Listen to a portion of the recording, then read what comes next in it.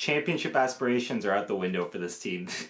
Playoff aspirations are also probably out the window for this team. The rest of this season is going to be about development. And with that in mind, let's highlight 3 guys for who the rest of the season is actually pretty crucial. What's up everybody, it's JJ Buckets. I've told you what we're going to talk about today, so usual drill folks, just make sure you leave a like on the video. You know it helps the algorithm out a ton, so I do really appreciate it. Subscribe to the channel if you're new here, plus if you plan on doing any responsible sports betting in the near future, just make sure to check out my link in the description below. Let's start off with the obvious one. Scotty Barnes. Like, if the rest of the season isn't about Scotty Barnes, then excuse me, who's it about, right? Because management clearly put all their eggs into the Scotty Barnes basket, and I don't think it's necessarily a bad basket to invest in, excuse like the corny expression here, but they clearly look at Scotty Barnes as a future elite talent in this league, and obviously he's the first player of his draft class to be an all-star, which I think is big. Eat your heart out, Cade Cunningham, Evan Mobley, Jalen Green, Alperen Sengun, and everyone else. So yeah, first all-star out of his draft class gives you a lot of reason to believe he could be something special. I think management, being Masai Ujiri, Bobby Webster, and everybody else, have really kind of tied their future with the Raptors to Scotty Barnes and building a team around Scotty Barnes, and whether or not that works out well for them might lead to some future either job security or lack thereof, but it's way too early to talk about that, although I really do think that's pretty much the reality there. And I can see why you would want to invest in a player like Barnes, and especially at this point, like, you know, what you had wasn't working to this point for Toronto in terms of the construction. You've torn this team down, you're rebuilding it from the ground up, and you're rebuilding it around Scotty. There's nobody left in his way, right? And the back half of this season is going to be about development. That's obviously the buzzword in Toronto, is development.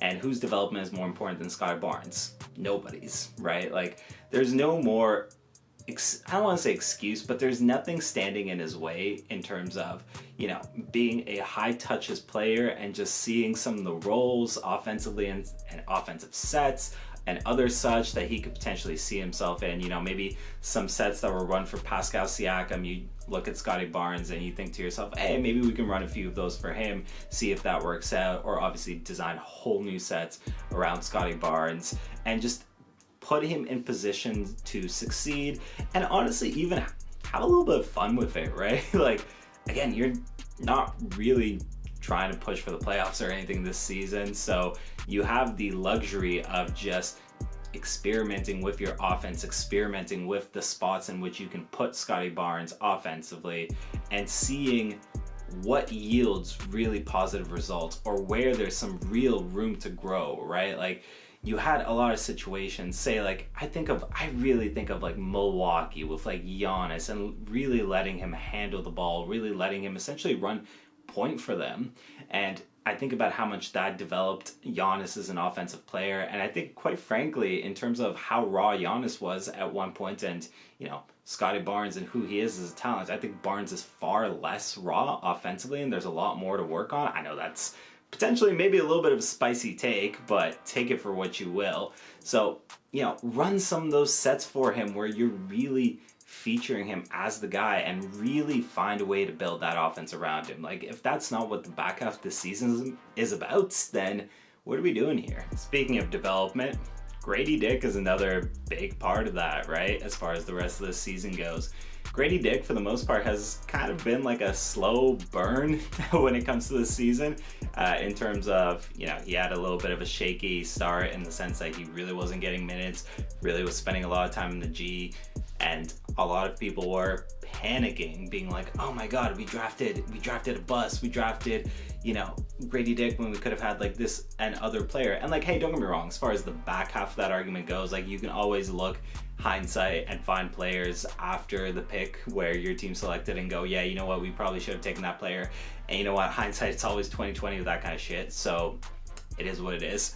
But as far as Grady Dick himself goes, I really do think people were pushing the panic button a little bit too early. Grady shows plenty of promise of being, at the very least, a high quality starter in the league for I'd say a decent amount of time. Like, I really do think he will grow into that, and quite frankly, I really hope for the back part of this season, I'm just going to call it the back half from here, for the back half of this season, that Darko Rajakovic does not shy away from giving Grady Dick minutes. He's had moments of, you know, being the one, like, good spot from, like, a lot of blowout games, you know, like I think of the Spurs game where he, you know, led the team in scoring, was really efficient from the field. I believe he was 7 of 10 off the top of my head in that game, 4 or 5 from three-point land. Or the Pelicans game, I believe he was the Raptors' leading scorer for that game, where, again, like, he played efficient, he played good offensive basketball, and obviously, like, the team got torched. But that's kind of my point, is your biggest goal in this back half of the season isn't really to be winning games. So give guys like Grady Dick, who you have, you know, invested, I'd say, a decent amount into, and who should be reasonable parts of your future moving forward, give them the playtime, give them the minutes, let him run for like 25 minutes a night, you know, 30 minutes a night, whatever. Like, give him a chance to grow into the player that he can be in this league, because I still do think a lot of Grady Dick. Like, I think he's easily going to be a starter quality player in the league. At best, maybe he... I'm going back to like my draft expectations here. I thought in absolute best case scenario, he could be like a Klay Thompson for you. And actually, quite frankly, like, Grady's better off the dribble than Klay is. Especially, I'd say, like, this part of their careers. So, wow, that's my, I guess that's another soundbite from this video. Damn, first one was Scotty and Giannis, now it's this. And obviously, I'm trying to look at this in a glass half full type of scenario. Naturally, when your team is as bad as the Raptors are, like, you're really, if you're not throwing out good vibes, hoping towards the future, like, what are you really doing here? So again, I'm looking at this with glass half full type of mindset, so take that for what you will. But I really do think Grady has a good future in this league, and I'd like to see the back half of the season be one where he has a chance to really grow into the player that he can be. Now, for this last section here, I want to talk about Emmanuel quickly, and I'm going to try an experiment here where I don't know if this is going to get me demonetized, but there is a clip that I really like from after practice where Quickly was talking to reporters, and he mentions some things that I want to talk about, so I'm just going to throw it up on screen. The coaching staff is telling me to shoot a lot more. They think I'm passing up a lot of shots. Still learning when to be ultra aggressive and when to get my teammates involved, the balance of it, how to find guys where they want the ball, things like that, flow of the game, rhythm of the game, all while, you know, still playing defense at a high level. So, you know, it's a lot, but I'm having fun learning all of it, because this is what I wanted. I wanted, you know, to be challenged, and, you know, this is what I wanted. Now that you've seen that, Emmanuel Quickly, I think naturally, when you traded for Emmanuel Quickly, I think the Raptors had some lofty expectations of what he could be in Toronto, and quite frankly, like, the vision is there, and I understand the appeal of Emmanuel Quickly. And as he's stated in the video, like, adjusting to the new role hasn't been easy for Quickly, right? Like, and there's still a lot of adjusting to do. In particular, I think there's an adjustment to be had between him and Scotty Barnes, where you can kind of tell when you watch those two guys together that the chemistry isn't quite there yet. And why, quite frankly, would it be? Because he was a mid-season arrival to a team that was kind of already set in their ways to some extent, and quite frankly, a team that is now trying to figure out what their quote-unquote new ways are going to be. So naturally, there's going to be chemistry issues there, and it's one of those things that it should develop over time. That's the thing. But there are times where I feel like you watch Quickly on the court with Scotty Barnes, and maybe those guys are just trying not to step on each other's toes a little bit, or whatever the case is, but you can tell just the chemistry hasn't fully developed there. And once it does, like, I really do think Scotty and IQ can play off each other really well. In particular, like, I think IQ complements Scotty's game really well. I think IQ can really free himself up for some open looks off some of the things that Scotty Barnes is going to try to do. I'd also really like to see some of those guys potentially run some sets together with, you know, the pick and roll. I think that could be interesting. Yeah, like, I'd really love to see the back half of this season feature a focus on developing Scotty Barnes and Quickly together in terms of playing together, because I think there is a lot of potential in what can be had there that just currently has not been had, because naturally these guys haven't had that much time realistically to really get acclimated to each other. And if your focus is going to be development for the rest of this season, that's probably as big a thing as you want to develop as anything else, right? That's pretty much going to do it for me. What do you folks think? Do you think there's somebody who's a bigger focus than the 3 players that I've mentioned? If there is, comment below who you think it is, and comment who you would drop out of the 3 to kind of, you know, make room for that player.